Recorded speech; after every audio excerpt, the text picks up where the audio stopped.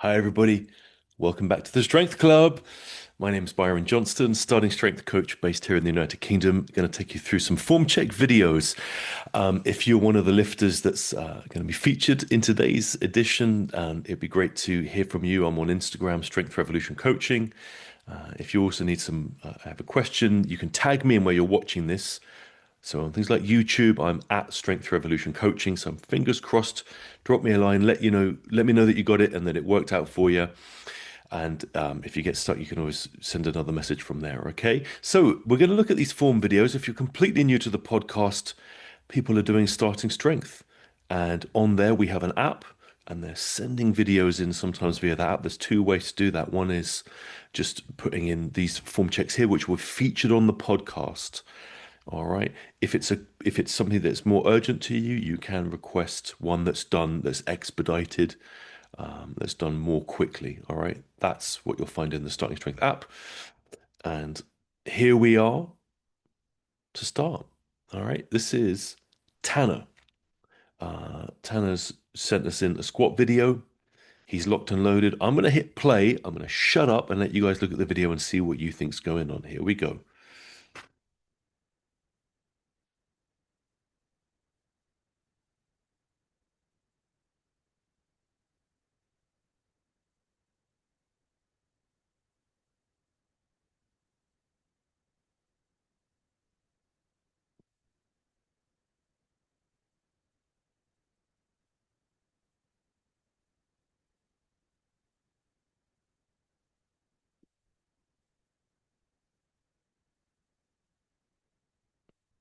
All right.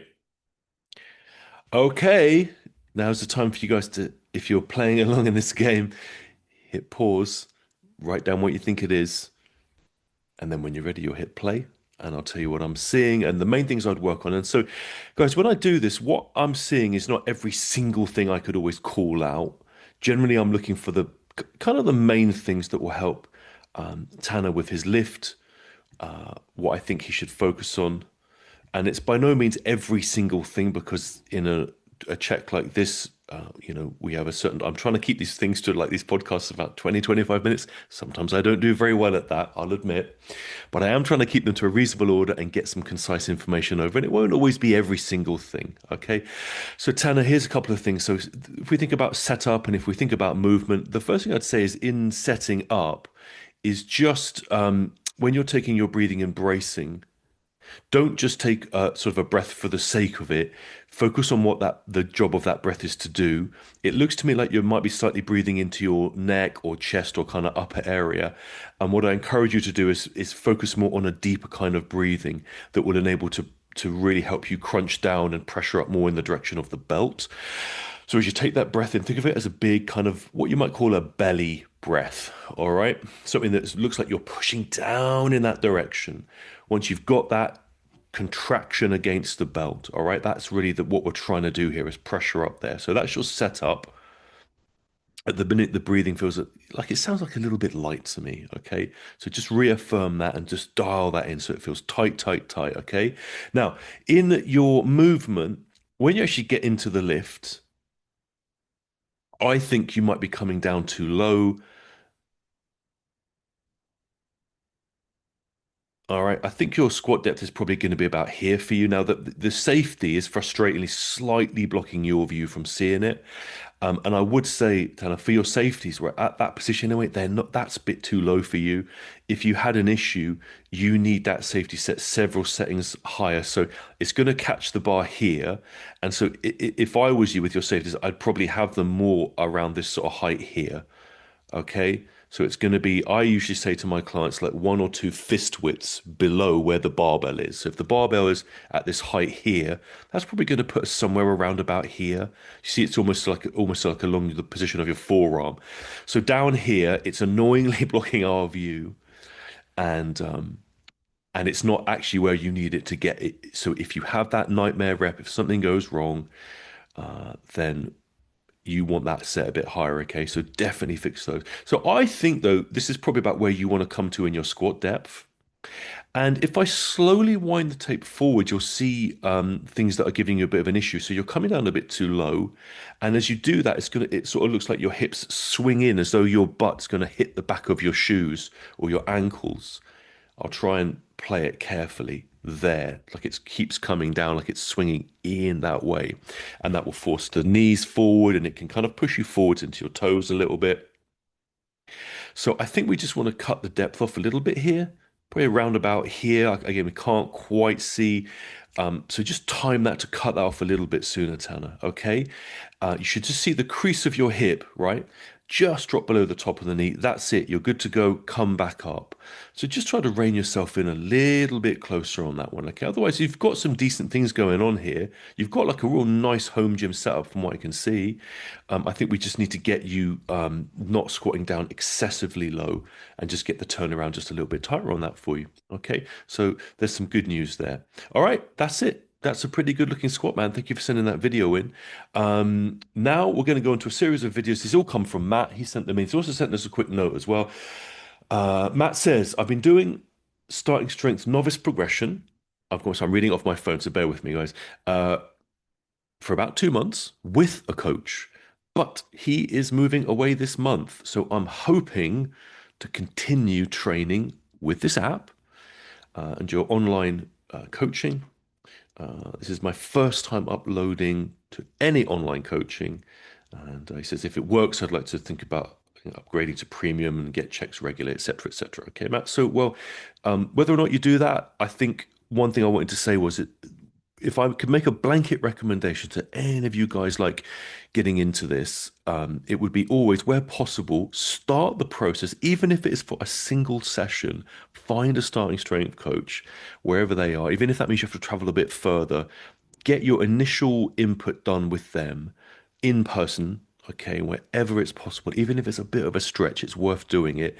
Everything then will be calibrated exactly for you. You take that knowledge back into your gym, and then you've got a very good first start to things. Thereafter, if the distances are a bit great, that's then when coaching or any kind of remote instruction can be deployed a little bit more usefully. But sometimes, as you guys have seen in these other episodes that we've done, there is sometimes a constellation of different things going wrong in a lift, and it can really throw a lifter with multiple things at once. And it's actually quite hard when you've got multiple things happening that can offset you to kind of pull those back in. It can get into the mind a little bit and start telling yourself, oh, I don't think this is for me. It's a bit too fiddly and it's heavy, etc., etc. So if I could, I'd always have you guys see someone first and then go to remote afterwards. Sometimes that is not possible, but do what you can. Anyway, Matt, why don't we play his video? Let's look at his squat. Let's get stuck in.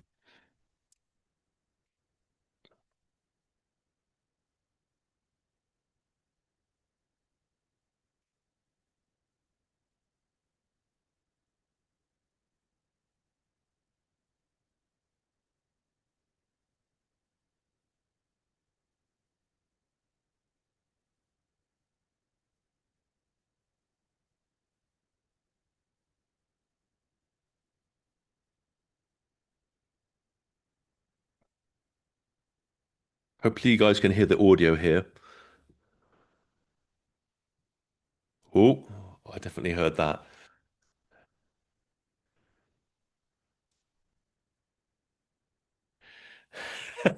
So I'm hoping I left the audio when I set the recording, but if I did, and you would have seen Matt going on that last rep, okay? And we'll talk about that in a second. All right. So Matt, in the setup of the thing in this gym, I don't think that the rack is bolted down. I don't let me just move this icon out of the way here, right? I don't think I can see a nut there. So I feel that the I don't like it when racks are too close to a wall because it feels like you're kind of smushing your face into setting up. It's not very comfortable. And it means you're leaving your hips like way behind you because you can't you're thinking, I can't really, I'm not some like little gymnast that can kind of contort yourself into this strange position. So if it's possible, when you go to this gym, just like slide that rack backwards half a foot or so that you don't feel like your nose is like pressing up against the wall. Give yourself a bit more room. Okay. So as you get under the bar, you're not feeling so tight there. You can sort of get yourself under the bar, bring your hips a bit more forwards.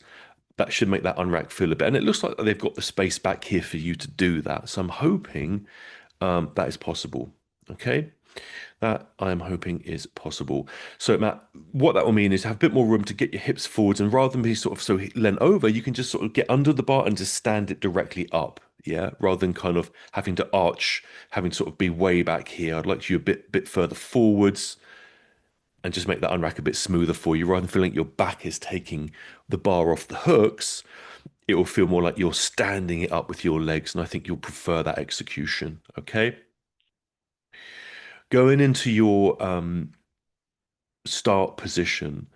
Um, I think we will talk about programming in a second, by the way, but I think your thing is going to be just making sure the tightness is there in your back to control the barbell.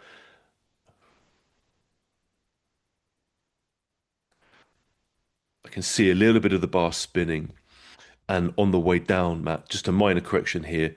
Just want to get leaned over a little bit sooner. Okay, get leaned over to that degree as soon as you can. So point your chest straight down, stay tight in your upper back. Okay, retighten that in between your reps. But I feel for you, the main thing is that I think this is starting to get kind of grindy and challenging right now, Matt. So I think one thing you want to consider is if you're going to go in the direction of your self research, then you want to start considering what that's going to look like as you come to the end of a linear progression, or if you're going to intermediate, to give you enough capacity to be able to execute these sets without feeling like they're going to kill you. All right. That's not fun. It should challenge you and test you, but it shouldn't feel like you're talking to the Almighty on that last rep. And when I'm listening to you, I'm feeling a bit like you're at your top end of exertion here. And that might start to become, if that goes for too long at too much intensity, it can just start to get really grindy in the physical sense and in the mental sense as well. And so you've got to have someone, either yourself doing this or someone who you're working with in a leadership position to kind of lead you through this part of the journey, which will enable you to doctor your program if it should be needed. And now there's different ways of doing that. And I don't know what you're doing at the moment. You could be on a classic linear progression at the end of it. I really don't know. But it's facilitating working with you on the optimum sets and reps and frequency of this exercise. Okay. And sometimes, so just to give a couple of examples again, you might have used them, you might not have used them. But if you're currently squatting 3 times a week, Matt, and it's heavy, heavy, heavy, 3 sets of 5, add 5 pounds to the bar, yeah, then it might be time to put a light day in, okay? And that will go in the middle of the week of your 3 times a week. And you're going to just pull that out, maybe just have you do 2 sets of 5, bring that down to somewhere between 80 and 90%, depending on what you need to feel recovered by the end of the week. So that's the kind of move we might make. Another move, if you've already done that one, it might be that you do a one top set of the new weight, and then you do the next 2 sets of your 3 sets of 5 will be at a lighter weight, and that's commonly around 90%. So top set and back off sets at 90%. Okay. That should give you a bit more bandwidth to feel that you're in the driving seat of the lift rather than reacting desperately to it. And in squatting, guys, my thing is that squatting is one of the exercises, I think, the one that can undermine confidence, and it can kind of get into our head because the thing is on top of us. And that's where sometimes we need to take action, not only to have proper instruction in the movement and so the technical analysis of the thing, but also so that we've got the mind in the right place to go in and do it and feel like we want to be in the gym. Because sometimes when that starts going, that can be problematic. Yeah, the squat can get in up here, and you need to make sure you stay in that position. All right. Okay, we're staying with Matt for a couple more lifts on this episode. He's put the press in as well. Let's have a look at the press. Here we go.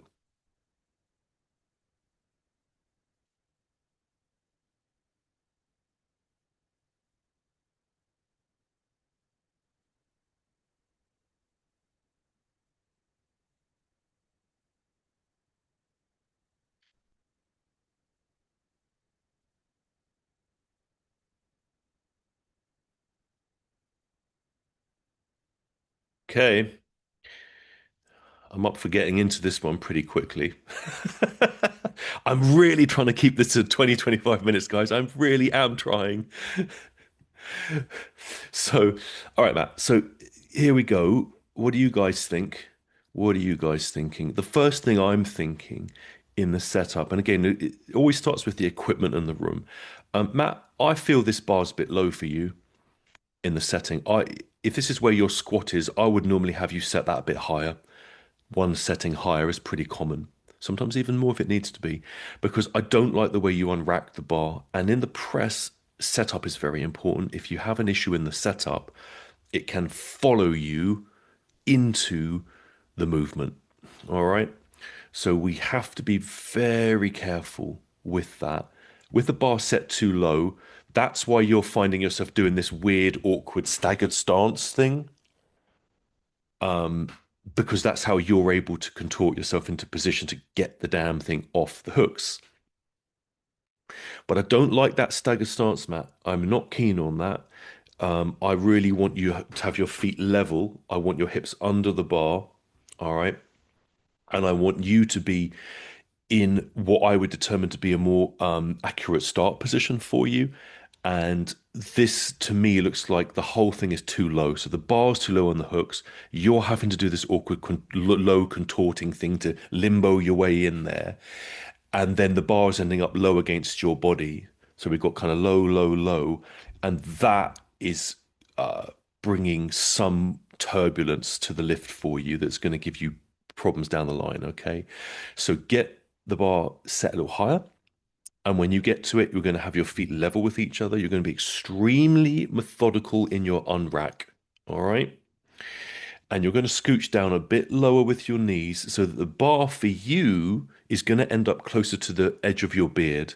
I'm not so keen on the bars ended up damn near hitting you on your body, because as you go out here, as you get into the set, you're having a situation where the bar's ending up a bit low on your body, and it's kind of quite like as it's against you, it's meaning that as you go into the movement here to try to get the clearance around the head, you're having a situation where as the set goes through, you're kind of cocking your hips back to get them forward enough to kind of throw it around you. Yeah.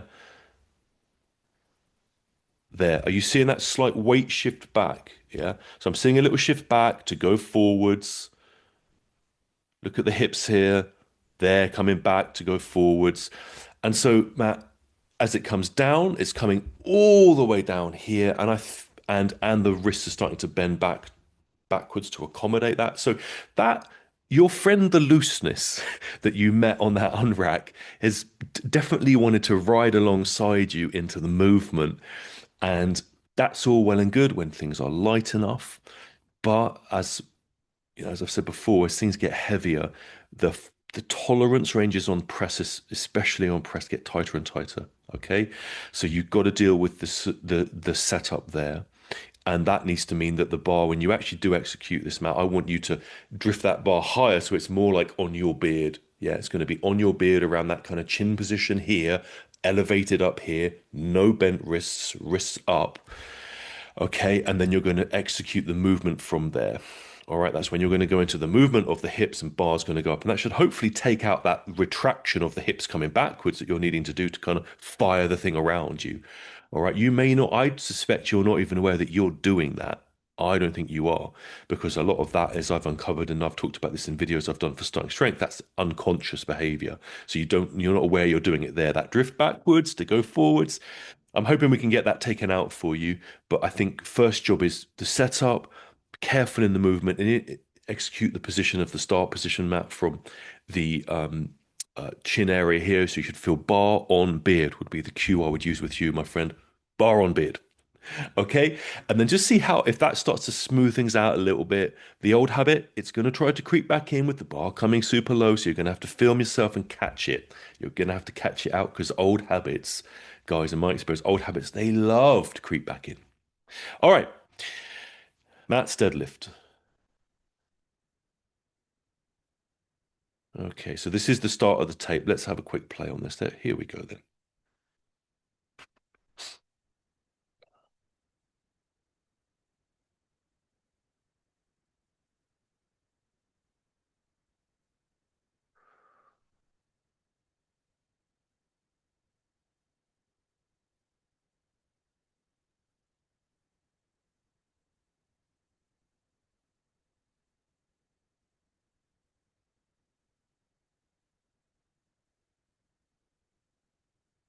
Hmm.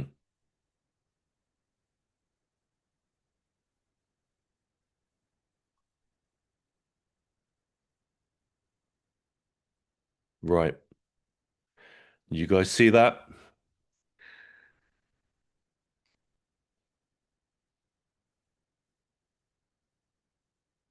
Yeah. Uh, I'll be honest with you, Matt, it's not looking like you're having fun.